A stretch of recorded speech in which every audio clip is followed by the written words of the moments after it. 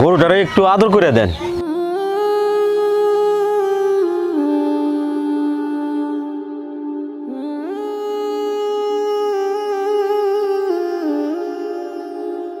ভাই এটা খুব আমার শখের গরু ভাই, একেবারে পুলানের মতো পালছি ভাই। নিয়ে যান গা ভাই, এটা খুব আমি ছায়ার মধ্যে পালছি ভাই। আমার দূর থেকে দেখলে আমার ডাক পারছে ভাই।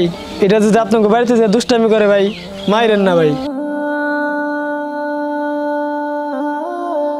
ভাই আপনি কান্দেন না ভাই, আপনি কান্দাছেন কে?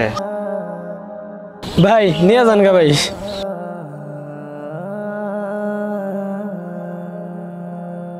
ভাই এটা জবা করার সময় ভাই একটু আস্তে জবা করেন ভাই, কষ্ট দেন না ভাই।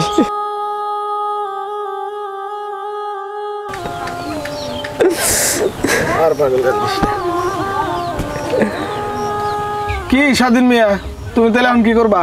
কি করব মানে বুঝলাম না। কি করবা মানে গরুর বেচা দিলাম আমি, গরুর দাম আসলে 1 লাখ, এই গরু বেচতে দিলাম 1,13,000। ভাই আমি কিন্তু আগেই কইছি 1 লাখের নিচে বেচুম না, আমার টার্গেট আমি 1,10,000 হলে বেচুম।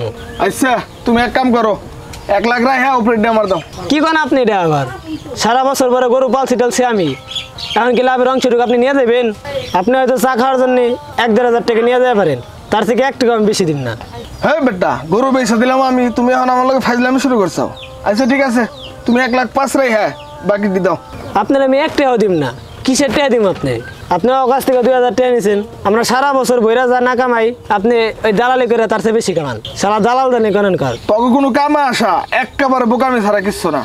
আচ্ছা ঠিক আছে, 1,10,000 রে, হ্যাঁ অপরেটি দে।